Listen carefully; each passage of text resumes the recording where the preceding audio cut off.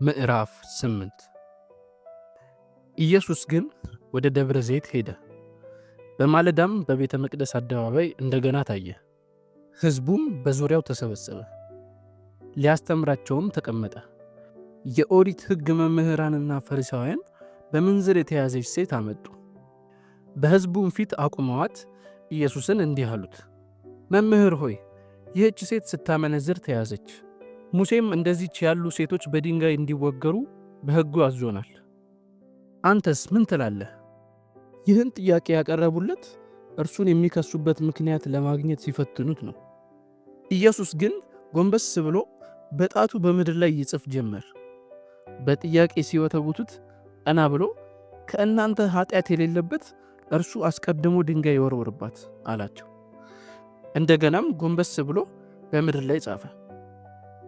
ይህን እንደሰሙ ከሽማግሌዎች ጀምሮ አንድ በአንድ ወጡ።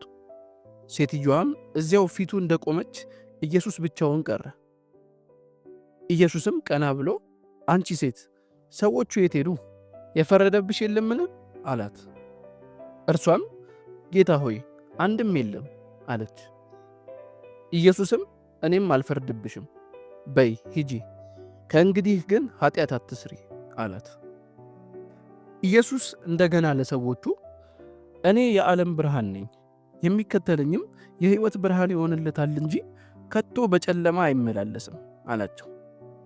ፈሪሳውያንም አንተ ስለ ራስህ ስለምትመሰክር ምስክርነትህ ተቀባይነት የለውም አሉት።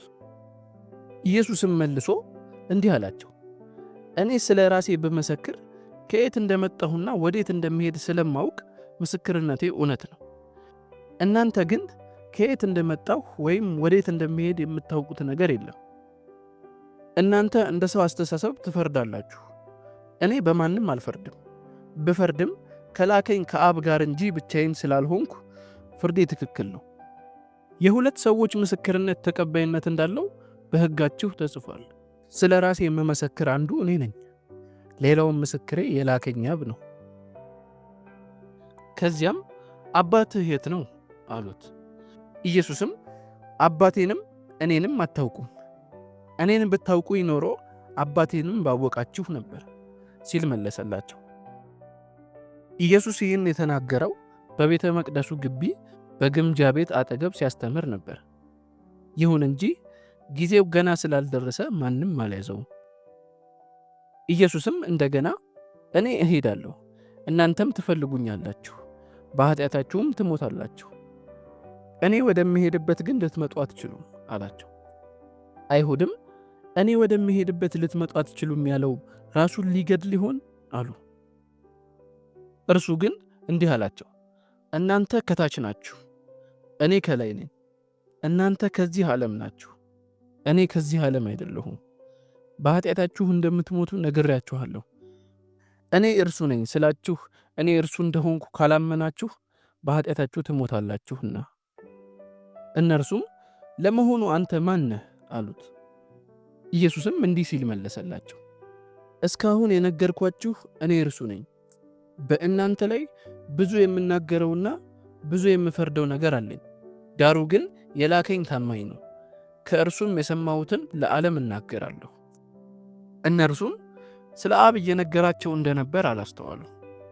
ስለዚህ ኢየሱስ እንዲህ አለ፣ የሰው ልጅን ከፍ ከፍ ባደረጋችሁት ጊዜ ያ ያልኩት እርሱ እኔ እንደሆንኩና አብ ያስተማረኝን እንደምናገር በራሴም ፈቃድ ምንም እንደማላደርግ ታውቃላችሁ። የላከኝ እርሱ ከእኔ ጋር ነው። ምን ጊዜም የሚያስደስተውን ስለማደርግ ብቻዬን አልተወኝም። ይህንም እንደተናገረ ብዙዎች በእርሱ አመኑ። ኢየሱስም በእርሱ ያመኑትን አይሁድ እንዲህ አላቸው፣ በትምህርቴ ብትጸኑ እናንተ በእውነት ደቀ መዛሙርቴ ናችሁ፣ እውነትንም ታውቃላችሁ፣ እውነትም ነፃ ያወጣችኋል። እነርሱም መልሰው እኛ የአብርሃም ልጆች ነን፣ ለማንም ባሪያዎች ሆነን አናውቅም። ታዲያ ነፃ ትወጣላችሁ እንዴት ትለናለህ? አሉት። ኢየሱስም እንዲህ ሲል መለሰላቸው፣ እውነት እላችኋለሁ ኃጢአት የሚያደርግ የኃጢአት ባሪያ ነው። ባሪያ ለዘለቄታ በቤተሰቡ ውስጥ አይኖርም፣ ልጅ ግን ምን ጊዜም በቤት ይኖራል። እንግዲህ ወልድ ነፃ ካወጣችሁ በእውነት ነፃ ትሆናላችሁ። የአብርሃም ልጆች መሆናችሁን አውቃለሁ። ነገር ግን ቃሌን ስለማትቀበሉ ልትገድሉኝ ቆርጣችሁ ተነስታችኋል። እኔ በአባቴ ዘንድ ያየሁትን እናገራለሁ፣ እናንተም ከአባታችሁ የሰማችሁትን ታደርጋላችሁ። እነርሱም አባታችንስ አብርሃም ነው ብለው መለሱለት። ኢየሱስም እንዲህ አላቸው፣ የአብርሃም ልጆችስ ብትሆኑ አብርሃም የሠራውን ትሠሩ ነበር። ከእግዚአብሔር ሰምቼ እውነቱን የነገርኳችሁን እኔን ለመግደል ቆርጣችሁ ተነስታችኋል። አብርሃም ግን እንዲህ አላደረገም። እናንተ የምታደርጉት አባታችሁ የሚያደርገውን ነው። እነርሱም እኛስ በዝሙት የተወለድን አይደለንም፣ አባታችንም አንዱ እግዚአብሔር ብቻ ነው ሲሉ መለሱለት። ኢየሱስም እንዲህ አላቸው፣ እግዚአብሔር አባታችሁ ቢሆን ኖሮ እኔ ከእግዚአብሔር ወጥቼ መጥቻለሁና በወደዳችሁኝ ነበር። እርሱ ላከኝ እንጂ በገዛ ራሴ አልመጣሁም። የምናገረውን ለምን አታስተውሉም? ምክንያቱም ቃሌን መስማት ስለማትችሉ ነው። እናንተ የአባታችሁ የዲያብሎስ ናችሁ፣ የአባታችሁንም ፍላጎት ለመፈጸም ትሻላችሁ። እርሱ ከመጀመሪያ ነፍሰ ገዳይ ነበር፣ በእርሱ ዘንድ እውነት ስለሌለ በእውነት አልጸናም። እርሱ ሐሰተኛ የሐሰትም አባት በመሆኑ ሐሰትን ሲናገር የሚናገረው ከራሱ አፍልቆ ነው። እኔ ግን እውነት ስለምናገር አታምኑኝም። ከእናንተ ስለ ኃጢአት በማስረጃ ሊከሰኝ የሚችላልን? እውነት የምናገር ከሆነ ለምን አታምኑኝም? ከእግዚአብሔር የሆነ እግዚአብሔር የሚለውን ይሰማል። እናንተ ግን ከእግዚአብሔር ስላልሆናችሁ አትሰሙም።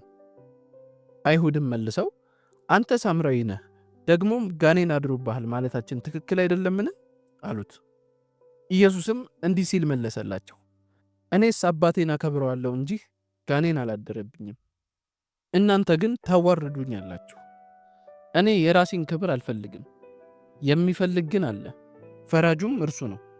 እውነት እላችኋለሁ ማንም ቃሌን ቢጠብቅ ሞትን ፈጽሞ አያይም። አይሁድም እንዲህ አሉት፣ ጋኔን እንዳለብህ አሁን አወቅን። አብርሃም ሞተ፣ ነቢያትም እንዲሁ። አንተ ግን ማንም ቃልህን ቢጠብቅ ሞትን ፈጽሞ እንደማይቀምስ ትናገራለህ። አንተ ከአባታችን ከአብርሃም ትበልጣለህን? እርሱ ሞተ፣ ነቢያቱም እንዲሁ። ለመሆኑ አንተ ማን ነህ ልትል ነው? ኢየሱስም እንዲህ ሲል መለሰ፣ እኔ ራሴን ባከብር ክብሬ ከንቱ ነው። የሚያከብረኝ ግን እናንተ አምላካችን የምትሉት አባቴ ነው። እናንተ ባታውቁትም እኔ አውቀዋለሁ። አላውቀውም ብል እኔም እንደናንተው ሐሰተኛ ሆናለሁ። እኔ ግን አውቀዋለሁ፣ ቃሉንም እጠብቃለሁ። አባታችሁ አብርሃም ቀኔን ለማየት ተስፋ በማድረግ ተደሰተ፣ አየም፣ ሐሴትም አደረገ። አይሁድም ገና 50 ዓመት ያልሞላህ አንተ አብርሃምን አይተሃል አሉት።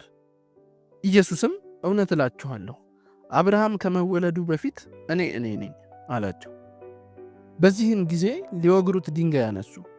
ኢየሱስ ግን ተሰወረባቸው፣ ከቤተ መቅደስም ወጥቶ ሄደ።